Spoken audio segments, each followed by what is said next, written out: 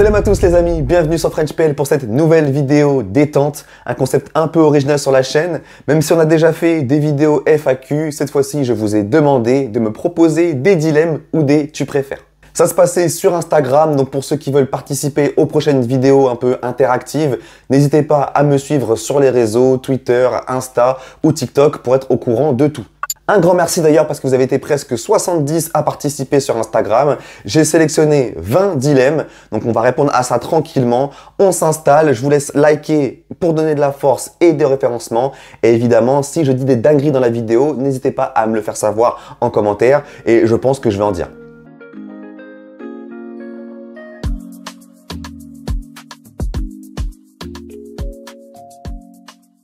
Allez, on commence avec le numéro 1 et c'est Masso l'homme de paix qui me demande « Tu préfères Gyökeres ou Osimhen à Chelsea ?» Là, on commence par un truc assez simple pour moi, honnêtement, Gyökeres. Ouais, Gyökeres, qui m'a l'air tellement plus complet qu'Osimhen. Mais Gyökeres, ça a l'air d'être un animal hein, quand même. Donc voilà. Numéro 2 maintenant, Tottenham gagne la LDC ou Arsenal gagne la LDC? Je vais dire, je pense que je préfère que Tottenham la gagne. Parce que bon, avec Arsenal, on va dire qu'il y a une vraie rivalité dans le sens où, en tout cas, tu peux dire qu'avant le 21e siècle, Arsenal est plus grand. Après, là, au 21e siècle, Chelsea est plus grand. Donc, il y a vraiment ce débat un peu qui est là. Et c'est vrai que nous, on a quand même, en tant que fan de Chelsea, cet argument de dire que, en Europe, Arsenal n'a rien gagné. Donc, ils auraient un argument de taille si jamais ils gagnaient LDC. Alors que Tottenham, en vérité, Tottenham, ils peuvent gagner. Gagner la LDC. Vous n'êtes quand même pas dans le débat. Numéro 3, tu préfères un retour du Mou ou de Tété à Chelsea? Alors, sur les 20 questions, il n'y a pas que des questions de Chelsea, mais majoritairement quand même. Hein. Vous connaissez ma communauté et forcément, majoritairement Chelsea. Donc, un retour du Mou ou de... là, aujourd'hui, je préfère un retour de Tuchel. Hein. Ouais, là, tout de suite, là, en 2024 en tout cas, même 2025, je préfère un retour de Tuchel. Il y a vraiment ce goût d'inachevé avec Tuchel, de ouf. Donc, moi, je pense réellement qu'il va revenir. C'est encore un jeune coach, entre guillemets. Je pense vraiment qu'il va revenir tôt ou tard. J'en suis convaincu. Question numéro 4, Ricardo Carvalho ou Thiago Silva? C'est une question difficile. Alors, celui que je préfère, c'est Silva. Si on parle de cœur, tu vois, je préfère Thiago Silva. Maintenant, le plus fort, pareil, encore une fois, à Chelsea, où la question n'est pas complète. Si c'est à Chelsea, voilà, c'est compliqué. Hein. Qui a été le plus fort à Chelsea? Parce que Carvalho, en plus, c'est le même type de défenseur. Parce que c'est deux défenseurs très calmes, très bons dans le déplacement, très intelligents, mais très âpres dans le duel. Et je pense que Carvalho est encore plus dur dans le duel. Mais ça ne veut pas dire que Silva est moins bon dans le duel, tu vois. Je pense que dans le duel aérien, ouais, pareil, les deux étaient très forts. C'est très compliqué, hein. C'est très compliqué. Les deux étaient très forts. Mais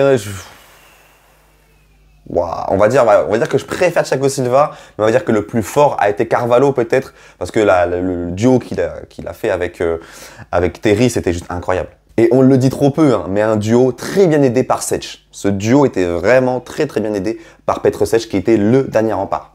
Numéro 5 maintenant, tu préfères 1 million d'abos, mais tu dois supporter Arsenal, ou tu dépasses jamais 30K et tu restes un blues? En vrai, c'est compliqué parce que 1 million d'abos, ça veut dire que tu vis de YouTube. Clairement, ça veut dire ça. Et vivre de YouTube, c'est quand même un truc de zinzin, hein, on va pas se mentir. C'est quand même, tu sais, dans les métiers de rêve, YouTube, quoi. En vrai de vrai. Et 30K, ça veut dire que tu vis pas de YouTube. Mais tu dois supporter Arsenal, donc je fais semblant. Ou ça doit être sincère. Waouh, la question elle est galère. Hein. En vrai de vrai, moi je vous dis la vérité, il y a plus important que le foot dans la vie. Hein. Donc si t'es en train de me dire que là je peux vivre de YouTube avec 1 million d'abonnés, parce que pareil, des chaînes qui ont plus d'1 million d'abonnés, il n'y en a pas tant que ça. Hein. Parce que 1 million d'abonnés, c'est 1 million les gars. Je sais pas si vous vous rendez compte, mais il n'y a pas tant de chaînes que ça qui ont 1 million. Donc c'est tu vis YouTube et tu vis bien de YouTube, tu vois. Donc si c'est ça, ouais, je ferais semblant de supporter Arsenal, qu'est-ce que tu veux? Je déteste pas Arsenal personnellement, donc ça me dérangerait moins que certains blues qui sont totalement allergiques et limite les mecs, ils sont prêts à mourir. Ils préfèrent mourir, tu vois ce que je veux dire? Mais moi, si tu me dis que je peux vivre de YouTube, mais je dois faire semblant de supporter Arsenal, je vais faire semblant, frère. Ah ouais, je vais faire semblant. Hein. Ouais. Question numéro 6, Londres ou Nantes? Londres, hein. Londres, c'est, je pense, de toutes les villes que j'ai faites, on va dire en Europe. Londres, c'est ma préférée, hein. Je préfère Londres, pour moi, tabasse Paris. C'est un débat qui ne doit pas exister, ça. Il n'y a que les Parisiens qui veulent... Non, non, non, non. Londres tabasse Paris, que ce soit clair et net. Après, j'adore Barcelone aussi. Oh là là. Mais bon, Londres ou Nantes, en cas de Londres, ça c'est sûr, mais c'est vraiment une de mes villes préférées, Londres. J'aime beaucoup. Numéro 7, tu dois échanger Palmer contre un joueur de PL, tu prends qui? Donc si j'échange Palmer, potentiellement, ouais, donc je suis à Chelsea, donc un joueur qui serait très pertinent dans l'effectif de Chelsea aujourd'hui, ouais, non, je crois que je l'ai. En vrai, Saliba. Je pense que si je dois échanger Palmer... Ah mais échanger, c'est-à-dire je donne Palmer à... Ouais, je donne Palmer à Arsenal, comme ça je leur fais un casse-tête avec Odegaard, Saka. Tu le fais jouer où Palmer? Un casse-tête. Mais moi je prends Saliba. Je prends Saliba parce que Saliba c'est... Tu sais, des bons joueurs offensifs, il y en a plus que des très bons défenseurs centraux. Et Saliba est, à son âge déjà, et depuis Marseille pour moi, depuis Marseille il est à ce niveau-là. Donc depuis déjà 3 ans maintenant, 2 ans et demi, 3 ans, Saliba est un des meilleurs joueurs à son poste. Il va être un des meilleurs défenseurs centraux de la décennie, de sa génération, qu'on se le dise. Et non, non, et c'est un cheat code. C'est un cheat code. Il est rapide, il est puissant, bon dans le duel, il sait lire les lignes de passe, duel aérien. Saliba, c'est un truc de fou, les gars. Moi, Saliba, franchement, je pense à d'autres joueurs là, des Salah, des Rodri. Saliba, t'as un cheat code pendant 10 ans là, mais même plus, peut-être, tu vois ce que je veux dire? Donc, oh non, Saliba tous les jours, Saliba tous les jours. Numéro 8, les frérots, Maresca ou Pochettino? Pochettino? Maresca, il a encore rien prouvé pour l'instant. Maresca, c'est un jeune coach déjà, Maresca. C'est un jeune coach, et pour ceux qui ont vu ma dernière vidéo, vous avez vu que j'ai pas mal de choses à lui reprocher, entre guillemets. Pochettino, je pense qu'il mérite plus de respect par rapport à son passage à Chelsea, dans le sens où il prend le pire Chelsea du siècle, qui vient de finir 12e, il nous fait jouer au foot direct. Direct, on redevient une équipe de football, qui développe du football, ce qui n'était pas le cas depuis des mois. Mine de rien, avec une saison avec énormément de blessés, etc., on finit à 5 points de la Ligue des Champions, 6e, donc de 12e à 6e, etc., non, Pochettino, voilà, c'est clairement pas un coach parfait. Moi, j'en voulais même pas au début. Mais quand tu vois sa saison à Chelsea, moi, je l'ai dit, hein, quand j'ai fait mes vidéos, je lui ai dit au revoir et merci. Voilà, c'était pas parfait cette année-là et j'ai beaucoup de choses à lui reprocher. Mais avec du recul, quand tu vois sa saison, les circonstances, merci. T'as fait le taf. Franchement, il a fait le taf. Maresca, on va voir ce que ça va donner. Il peut faire mieux. Mais aussi, il a un effectif plus fort pour moi, et pour l'instant, beaucoup moins de blessures, donc je m'attends à ce qu'il fasse mieux. Question numéro 9, Ruben Dias ou Akanji? Akanji, frère. Numéro 10, Makelele Prime ou Kanté Prime? Kanté Prime, frère. Kanté Prime, c'est un animal. C'est un joueur, moi personnellement, j'ai jamais vu un joueur que je peux comparer à Kanté. Dans tous les types de joueurs, dans tous les postes, tu peux comparer KDB à d'autres joueurs, tu peux comparer, tu vois ce que je veux dire? Tu peux comparer Salah à d'autres ailiers, etc. Kanté, pour moi, tu peux comparer avec personne. Personne n'est comme Kanté. J'ai vu aucun footballeur faire ce que Kanté a fait. C'est sa façon de récupérer les ballons, son activité, c'est hors norme pour moi. C'est hors norme. C'est un peu dans ce que faisait Makelele, très bon la récupération aussi, mais Makelele faisait beaucoup de fautes. Alors que Kanté, le nombre de ballons propres qu'il... Non, Kanté, c'est autre chose. Kanté, pour moi, c'est vraiment autre chose. Et comme je disais sur ma chaîne déjà, mais comme j'ai toujours dit, le débat du meilleur milieu de terrain au monde existait que quand Kanté était blessé. Quand Kanté jouait, ce débat n'existait pas parce que c'était trop évident. C'était trop évident. Donc, ouais, Kanté Prime, tous les jours. Numéro 11, Chelsea champion ou Marseille champion? Chelsea... Alors... Je préfère Chelsea que Marseille. Chelsea, c'est ma team. Chelsea, avant toute chose, avant tout le reste. Marseille, le cœur, ma deuxième équipe de cœur, ça y a aucun souci là-dessus. Mais là, mettons, si tu me dis cette année, Chelsea champion, Marseille champion, en fait, ça ne veut pas dire la même chose pour les deux. Parce que si Marseille est champion devant Paris, En Ligue 1, tu vois, détrôner Paris, c'est quelque chose de très très rare. C'est arrivé que 2 fois, là, en je sais pas combien d'années. Puis Marseille n'a pas eu de titre depuis un bon moment maintenant. Je pense que ça a plus de signification pour Marseille. Ah, puis ce serait le bordel. Hein. Oh là là là là. Tu sais quoi, je vais dire Marseille champion. Alors je préfère Chelsea, c'est mon club, mais je préfère Marseille champion. Parce que c'est plus significatif pour moi. De battre Paris, d'être champion de France. Après, ça fait depuis quoi, 2010 qu'on n'a pas été champion de France? C'est une galère. C'est une galère de ouf. Donc, ouais, non. Marseille champion. Marseille champion. Numéro 12. Moudryk titulaire toute la saison ou Disasi titulaire toute la saison? Erwan, il est là pour abattre. C'est un truc de ouf. Disasi titulaire toute la saison. Disasi, on l'a beaucoup vu jouer l'année dernière. C'était pas catastrophique. C'était pas ouf, mais c'était pas catastrophique. Moudryk titulaire toute la saison, pour moi, c'est un vrai handicap. Ce serait un vrai handicap pour Chelsea, genre réel. Numéro 13, tu préfères vivre seul sur une île pendant 1 an ou supprimer ta chaîne YouTube? Alors, la question, elle est un peu... Elle est trop floue, parce que vivre seul sur une île déserte pendant 1 an, c'est quoi? Je vis pendant 1 an seul mais bien, je mange, je vis dans une maison, ou je vis 1 an sur une île déserte en mode je suis un chien. Parce que ça, c'est hors de question. Supprimer ta chaîne YouTube. En vrai de vrai, je vais dire, je préfère supprimer ma chaîne YouTube, parce que, bon, les gens qui ont des enfants ici me comprendront. Maintenant que moi j'ai un enfant, vivre 1 an sans voir ma fille, c'est pas possible. Donc, rien que pour ça, je préfère supprimer ma chaîne. YouTube aujourd'hui c'est un passe-temps, hein. C'est pas mon métier, c'est vraiment un passe-temps et c'est pas rentable. Tu vois ce que je veux dire? Je passe beaucoup trop de temps par rapport à ce que ça rapporte. Donc c'est pas non, même si je prends beaucoup de plaisir, ça par contre je prends beaucoup de plaisir à faire des vidéos, à être en interaction avec vous, etc. C'est un kiff de ouf. Mais je serais pas prêt à sacrifier des choses plus importantes pour quelque chose qui est juste un passe-temps pour l'instant, tu vois. Donc je préfère supprimer ma chaîne YouTube. Numéro 14, Chelsea prend la FA Cup et la Conference League, mais 6ème de PL. Donc, est-ce que je préfère 2 titres ou toujours pas de Ligue des Champions? Parce que donc 2 trophées en 1 an et une qualification automatique en Europa League. Ou alors, je pense que bon, le dilemme ou le tu préfères, c'est de quoi à l'inverse, on est qualifié en Ligue des Champions, mais pas de coupe, mais pas de trophée. Ben, tu sais quoi? Comme je l'ai dit sur ma chaîne déjà, lors de débriefs notamment de Conference League, si Chelsea ne gagne pas la Conference League, je ne saurais plus où me mettre. Je ne saurais plus où me mettre. La honte intersidérale. Donc, je pense que ça peut encore attendre, entre guillemets, le retour en Ligue des Champions. Il y a énormément de fans de Chelsea qui l'attendent de pied ferme. Moi, le premier. Mais je pense qu'on peut, entre guillemets, attendre encore 1 an et gagner 2 trophées. 2 trophées. FA Cup, Conference League, tu gagnes 2 trophées. Wow, c'est pas négligeable quand même, tu vois ce que je veux dire. Donc, je préfère attendre encore 1 an pour la Ligue des Champions, potentiellement, et avoir 2 trophées. Et l'année d'après, t'es qualifié en Europa League et on la gagne aussi, tu vois. Donc, let's go, tu vois, en vrai, carrément. Genre, même sans hésiter, tu vois.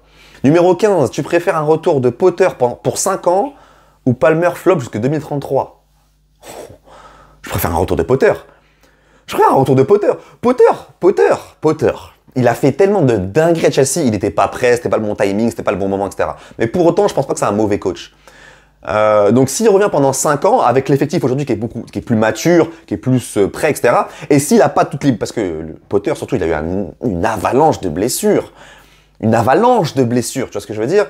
Donc je préfère un retour de Potter, parce que Potter, avec un effectif mature et sans blessure, ça peut faire quelque chose, tu vois. Alors que Palmer qui flop, du coup, jusqu'à la fin de son contrat avec Chelsea, ça ferait beaucoup trop mal. Surtout vu les débuts qu'il a fait, ça ferait... T'imagines, une première saison à Chelsea, tu fais 33 GA en première ligue, et après, en fait, t'es un flop? Ah non, ce serait beaucoup trop douloureux. Numéro 16, Mount 2020-2022 ou Palmer 2023-2024? Bah tiens, la transition avec Palmer. Alors, celui que je préfère, ou celui que je trouve le plus fort? Le plus fort! Ah, j'allais dire même le plus fort. Non, le plus fort, je vais dire quand même que c'est Palmer, 2023-2024. Parce que ce qu'il a fait, c'est pas si fréquent que ça en première ligue, dans l'histoire de la première ligue. C'est vraiment un truc de fou ce qu'il a fait. Et avec le recul, quand Palmer, je pense, sera une légende de Chelsea ou au moins de la première ligue, un joueur installé, on se dira, mais ouais, mais dès la première saison, il était incroyable, tu vois. Mais Mount 2020-2022, oh, c'était fort. En fait, c'était fort de ouf. C'était archi fort. Et moi, il y a un truc, moi, il y a un match, je vais ressortir, je vais parler que d'un match pour montrer à quel point Mount était fort. Et c'est pas son triplé face à Norwich. c'est pas ça, même si c'était un beau triplé. Mais en Ligue des Champions, donc la Ligue des Champions, donc déjà la plus grosse scène européenne. Ok. Le parcours on a gagné la Ligue des Champions. Ok. En quart de finale, quand on joue Porto, oh mon Dieu, quel piège. Oh, quel piège c'était ce match contre Porto. Le match aller, je sais pas si vous en rappelez, mais moi ça m'a choqué. C'est un match qui me choque parce que le match contre Porto, déjà, il avait tout d'un piège à l'avance. On savait que c'était un piège, que c'est pas un match évident, etc. Le match était fermé de ouf. On se créait aucune occasion, ça défendait hyper bien. Offensivement, aucune inspiration. C'était bourbier. C'était bourbier. Et quand tu sais que le match retour, il me semble, on perd le match retour. On perd 1-0, je crois, le match retour. On gagne 2-0 le match aller. Mais le deuxième but, c'est après un corner, je crois, où le gardien était monté, non, le gardien n'était pas monté, mais une contre-attaque de corner, et c'est Emerson Palmieri, je crois, qui met un but, etc. Donc le deuxième but, il n'est pas anecdotique, il fait la qualif, mais il est dans le contexte, tu vois, il est situationnel, si je peux dire. Mais l'ouverture du score qui débloque le match de Mason Mount, il fait le but tout seul. Il crée le but tout seul. Il reçoit le ballon dans le demi-espace, contrôle orienté, frappe, but. Si Mason Mount ne fait pas cette action-là tout seul, hein, moi je pense qu'on passe pas Porto. Moi je pense qu'on passe pas Porto, les frères. Donc, tout ça pour dire que Mount, à cette époque-là, c'était vraiment le joueur qui portait Chelsea. Et pendant 2 ans, pendant 2 saisons de suite, 2 ans et demi même, il a porté Chelsea. Et ce match, pour moi, en témoigne. C'est ce qui illustre ce propos-là, tu vois. Chelsea avait beau être très bon en défense, Mason Mount, c'est le joueur qui faisait la différence. Et ce match-là, pour moi, en témoigne. Donc, ouais, Mount 2020-2022, un gros respect sur ce joueur. C'était vraiment très, très fort. Numéro 17, gagner la PL, mais pas de LDC pendant 10 ans ou l'inverse? Gagner la PL pendant... Alors, en tant que fan de Chelsea, encore une fois, si je dois dire ça, et dites-moi en commentaire, les fans d'autres clubs, ce que vous en pensez de ça. Parce que chacun aura un contexte différent pour le coup. Je préfère gagner la PL et pas de LDC pendant 10 ans. Parce que déjà, entre 2 LDC, on a attendu 9 ans, nous. Hein. 2012-2021, on a attendu 9 ans. Et l'attente m'a pas paru non plus, tu vois... Alors que la PL, moi j'ai envie de la gagner là, c'est insurmontable, c'est insurmontable. Et en vrai de vrai, si un club comme Chelsea gagne une PL tous les 10 ans, bah écoute, personne va crier au scandale. Si c'est le Real Madrid, tout le monde crie au scandale. Mais aujourd'hui, même le Barça n'a pas gagné avec des champions depuis 9 ans maintenant, depuis 2015 il me semble. Et on n'en parle pas tous les matins, tu vois ce que je veux dire. La LDC, c'est quand même, ça reste un truc assez élitiste en soi. Ne pas gagner la LDC pendant 10 ans, c'est un problème pour personne, n'a pas le Real, hein. Franchement, en vrai de vrai, c'est mon avis. Si Chelsea n'avait pu en acheter qu'un seul, Estevao ou Paez? Ah, c'est une bonne question ça. Oh, c'est une très bonne... Oh, c'est une très bonne question ça. C'est une... Waouh.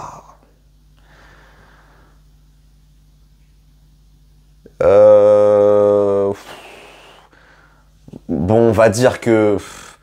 On va dire Paez. Tu vois, là, je sais plus ce que je dis. En fait, c'est tellement j'hésite, même en voulant en dire un, je dis l'autre. Non, je préfère prendre Estevao, mais pour vous dire, c'est 49-51. Je sais même pas, mais... Parce que c'est tellement 2 très jeunes joueurs à fort potentiel qu'en vrai de vrai, tu sais pas qui va être le meilleur, qui aura la meilleure carrière. Mais là, comme ça, dans le doute, je partirais sur Estevao, on va dire. Avant-dernier dilemme, les frérots, numéro 19, Yaya Touré ou N'Golo Kanté. Kanté, encore une fois, comme ça, par rapport à ce que je dis avant. Kanté, c'est... Après, Touré aussi, c'était un animal et quelqu'un d'assez différent et tout. Mais Kanté, pour moi, c'est vraiment trop un truc de ouf. Kanté, il m'a fait halluciner. Il m'a fait vraiment, vraiment halluciner. Et la dernière, les frérots, elle est bonne. Elle est très, très bonne. Tu préfères que la CIV gagne 15 cannes jusqu'en 2025 ou une Coupe du Monde et 0 cannes avant 50 ans? 15 cannes jusqu'en 2025, vu que là... il reste 25 ans, on est en 2024, entre guillemets, et vu que la prochaine CAN est en 2025, c'est-à-dire qu'en 25 ans, la Côte d'Ivoire prend 15 CAN. Après, évidemment, la Coupe du Monde. La Coupe du Monde. Premier pays africain à gagner la Coupe du Monde. Ce serait complètement dingue. Mais 0 CAN avant 50 ans.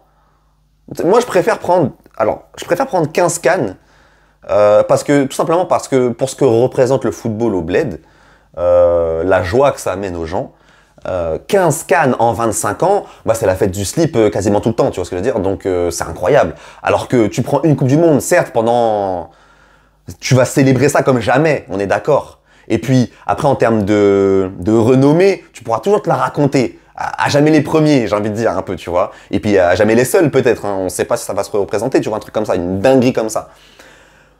Mais après, ne rien célébrer pendant 50 piges, je préfère que mon pays soit heureux 15 années sur 25, frère. Ah ouais, bah ouais. Parce que la CAN, ça a aussi une signification, tu vois, au bled. Donc, non, je préfère 15 CAN. Je préfère 15 CAN. Jusqu'en 2025. Ouais, 15 CAN sur 25 ans, c'est une domination de fou. C'est une domination de fou.